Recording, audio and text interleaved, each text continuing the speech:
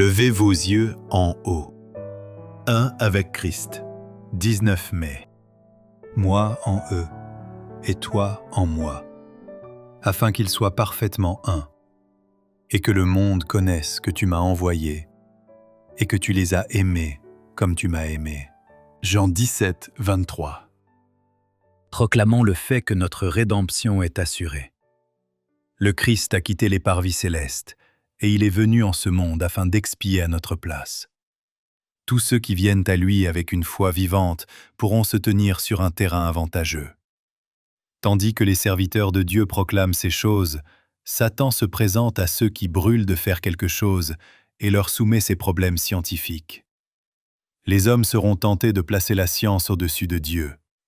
Mais qui, en cherchant, peut découvrir Dieu? Les hommes peuvent appliquer à Dieu leur propre interprétation, mais aucun esprit humain ne peut le comprendre. Il ne nous a pas été demandé de résoudre ce problème. Que l'homme limité ne cherche pas à interpréter Jéhovah. Que personne ne se laisse aller à spéculer sur sa nature. Là, le silence est éloquent. Celui qui est omniscient s'élève au-dessus de toute discussion. Le Christ est un avec le Père, mais Dieu et le Christ sont deux personnes distinctes. Lisez la prière du Christ au 17e chapitre de Jean, et vous constaterez que ce point est clairement souligné.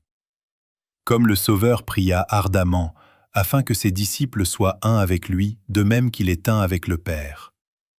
Par cette unité, ils doivent démontrer au monde que Dieu a envoyé son Fils pour sauver les pécheurs.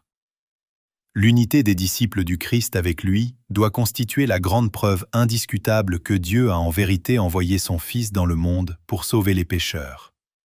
Mais une religion relâchée laisse le monde dans la confusion et l'étonnement. Mes frères et sœurs, prenez place sur une plateforme élevée et travaillez afin de devenir un avec le Christ. Le cœur du Sauveur s'attend que ses disciples accomplissent le but de Dieu dans toute sa hauteur et toute sa profondeur. Ils doivent être un avec lui, même s'ils sont dispersés dans le monde entier. Mais Dieu ne peut les rendre un en Christ que s'ils sont disposés à renoncer à leur propre voie pour adopter les siennes. En raison de tout ce que le Christ a souffert pour nous, devrions-nous nous plaindre lorsque nous sommes appelés à renoncer à nous-mêmes et à souffrir? Dieu n'aurait-il pas honte de nous? Réjouissons-nous du privilège de participer aux souffrances du Christ, car ce n'est que de cette manière que nous serons rendus capables de participer à sa gloire. Menons des vies qui conduiront les pécheurs au Sauveur. Le Christ emporta son humanité avec lui dans les parvis célestes, et toute l'humanité peut se réclamer de lui comme de son représentant. Nous pouvons devenir complets en lui.